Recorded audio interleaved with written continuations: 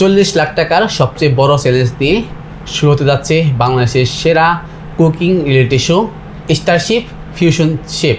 এই অনুষ্ঠানটিতে অংশগ্রহণ করেছেন বাংলাদেশের প্রায় 4000 শেফ, যেখান থেকে উঠে এসেছেন আমাদের দোহার নবাবগঞ্জের সাদিক হাসান সামির। প্রিয় দর্শক, আজকে আমন্ত্রণ জানিয়েছি আমাদের স্টুডিওতে হাজির হয়েছেন দোহার নবাবগঞ্জ থেকে যিনি সেরা টপ 10-এ উঠে এসেছেন সাদিক হোসেন সামিরকে। কেমন আছেন আপনি? আলহামদুলিল্লাহ ভালো ভাই, আপনি কেমন আছেন? জি আলহামদুলিল্লাহ ভালো। এত বড় একটি আয়োজন যে প্রায় 4000 মানুষকে পিছনে ফেলে টপ 10-এ জায়গা করে নিয়েছেন দোহারের সামির, আসলে কেমন লাগছে আপনার? আসলে এই অনুভূতিটা ভাষায় প্রকাশ করার মতো না, অনেক বেশি এক্সাইটমেন্ট, নার্ভাস, সব কিছুই কাজ করতে ভেতরে। এই 4000 মানুষকে সাথে যখন প্রতিযোগিতা করেছেন, এখানে আসলে সবচেয়ে শেখার কী দিয়েছে? একটা প্রতিযোগিতায় যখন যাই অনেক কিছু শেখার থাকে। সেখান থেকে হচ্ছে আমরা নিজের কাজের প্রতি আত্মবিশ্বাস, একটা টাইমের মধ্যে কাজ কমপ্লিট করা, টিম ওয়ার্ক করা, পাশাপাশি হচ্ছে নিজের প্রতি নিজের একটা আত্মবিশ্বাস বেড়ে যায়।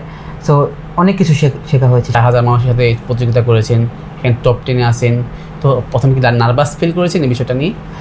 অবশ্যই, যেহেতু ফার্স্ট টাইম এরকম কোনো শোতে আমার পার্টিসিপেট করা আর সেখান থেকে হচ্ছে টপ 10-এ জায়গা করে নেওয়া, নার্ভাসনেস ছিল অনেক ভেতরে, যেহেতু এত বড় একটা প্ল্যাটফর্ম, এত বড় একটা জায়গা, সেখানে হচ্ছে আমার বেস্ট আমাকে দিতে হবে। তো সব কিছু মিলিয়ে নার্ভাসনেস অনেক কাজ করতেছিল সেই সময়।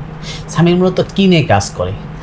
আসলে আমি হচ্ছে একজন তরুণ উদ্যোক্তা, আমাদের দোহার নবাবগঞ্জেরই। আমার হচ্ছে একটা কেকের বিজনেস আছে, সামিরস বেকিং স্টেশন, যেটা হচ্ছে আমি দোহার থেকে রান করছি।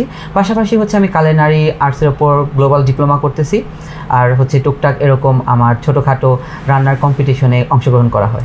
আপনি তো দীর্ঘদিন যাবত এই কুকিং পেশার সাথে জড়িত আছেন এবং অনেক সময় আপনি বিজনেসও করতেছেন বিষয়টা নিয়ে।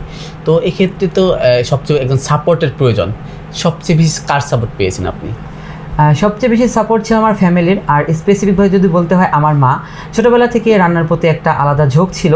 তো দেখা যায় আমাদের দোহারের ম্যাক্সিমাম মানুষই প্রবাসী, বা তারা হচ্ছে আলাদা আলাদা রকম প্রফেশন চুজ করে। তো আমার ফ্যামিলি ঠিক তাই। তো সেখান থেকে শেফের মতো একটা প্রফেশনকে চুজ করা আসলে একটু চ্যালেঞ্জিং ছিল, বাট আমার মা সবসময় আমাকে অনেক বেশি সাপোর্ট করেছে যে না, তুমি যাও, তুমি পারবে, তুমি করো, আমি তোমার সাথে আছি। সামির যদি শেফ না হতো তাহলে আসলে তার কী হওয়ার স্বপ্ন ছিল? আসলে আমার স্বপ্ন, ছোটোবেলা থেকে আমি শেফ হওয়ার স্বপ্নটাই দেখেছি, আর আলহামদুলিল্লাহ আল্লাহ তাআলা সেটাই পূরণ করতেছে। তো আমি নিজেও জানি না যে আমি কী হতাম। আসলে আমার শেফ হওয়াটাই আমার একটা লক্ষ্য ছিল, যে না, আমি এটাই হব, এটার প্রতি আমার ভালোবাসা, আমি এটাই করব। 4000 মানুষের সাথে কাজ করেছেন, সবাইকে পিছনে ফেলে টপ 10-এ নাম্বার 2 অবস্থান করছেন। তো এই যে যাত্রাটা ছিল, যাত্রার কোনো খারাপ দিক বা কোনো ভালো দিক মনে পড়ে? আসলে হচ্ছে এই যাত্রার যদি খারাপ দিক বলতে যাই, তো সেটা হচ্ছে যখন আমরা কোনো খাবার রেডি করতাম বা ভালো একটা ফিডব্যাক পেতাম না, বা সেদিন হচ্ছে আমার খাবারটা একদম জাজদের মন মতো হয়নি, তো সেটার থেকে অনেক খারাপ লাগা কাজ করতো। আর ভালো দিক বলতে গেলে হচ্ছে এত এত মানুষের ভালোবাসা, এত এত মানে নতুন নতুন মানুষের সাথে পরিচয়, তাদের সাথে কাজ করা, তাদের সাথে কমিউনিকেশন করা, সব কিছু মিলে অনেক ভালো একটা এক্সপিরিয়েন্স গেছে। দোহার নবাবগঞ্জে এখন তো অনেক উদ্যোক্তা রয়েছে, সেক্ষেত্রে এই ধরনের প্রতিযোগিতা কেউ অংশগ্রহণ করতে দেখি নাই আমরা, সেক্ষেত্রে আপনি অংশগ্রহণ করেছেন। আর এখন এই উদ্যোক্তা রয়েছে, এই ধরনের কন্টেস্টে যদি তারা আসতে চায় তাহলে তাদের জন্য কিছু বলার আছে না আপনার? যারা হচ্ছে এরকম প্রতিযোগিতায় আসতে চায় তাদের জন্য আমার একটাই কথা থাকবে, সেটা হচ্ছে পরিশ্রম করো। আসলে পরিশ্রমের উপরে কোনো কিছুই নেই, নিজের উপর নিজে বিশ্বাস রাখো, ইনশাল্লাহ তুমি সফল হবে। 40 লাখ টাকার একটা চ্যালেঞ্জ, বড় চ্যালেঞ্জ কিন্তু। ফার্স্ট প্রাইজ রয়েছে 25 লাখ টাকা, সেকেন্ড প্রাইজ 10 লাখ এবং থার্ড প্রাইজ 5 লাখ টাকা।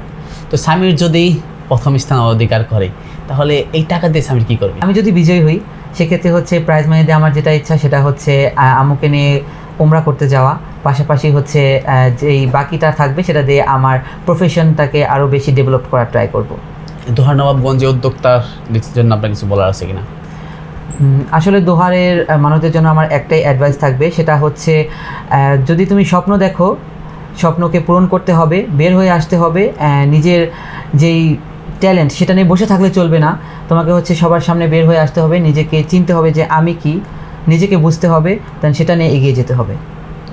আপনি দর্শক, এখন কথা বলছিলাম স্টারশিপ ফিউশন শেফ যে প্রতিযোগিতা শুরু হতে যাচ্ছে, সেই প্রতিযোগিতার একজন পার্টিসিপেন্টের সাথে, তিনি কিন্তু সেরা টপ 10-এ অবস্থান করছেন। এই যে দোহার নবাবগঞ্জের প্রত্যন্ত অঞ্চল থেকে উঠে আসা এই ধরনের একটি আয়োজনে 4000 মানুষকে পিছনে ফেলে সেরা 10-এ আসা, এটা কিন্তু এত সহজ ছিল না। দীর্ঘ পথ পাড়ি দিয়ে কিন্তু তিনি তার অবস্থানে এসেছেন।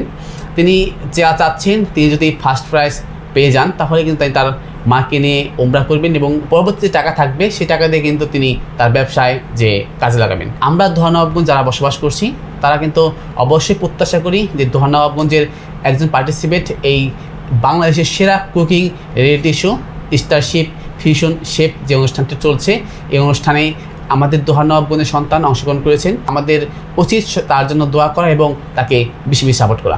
আপনাদের এই নব বাংলা স্টুডিওতে আসার জন্য আপনাকে আন্তরিক ধন্যবাদ জানাচ্ছি।